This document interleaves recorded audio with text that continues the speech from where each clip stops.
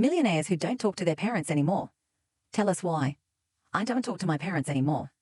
And honestly, it all comes down to their entitled mindset. When I was 15, I overheard them talking about a trip they were taking with my other siblings. They said they couldn't afford to take me, so they were sending me to my grandparents instead, calling it a fun vacation while they had the time of their lives. That stuck with me. Fast forward to when I was 18 and applying for college.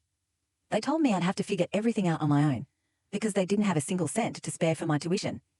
It was a harsh wake-up call.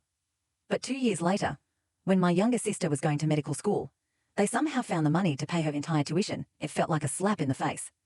Things didn't get any better. When I was trying to start my business, I was struggling to raise capital, so I reached out to my parents for help.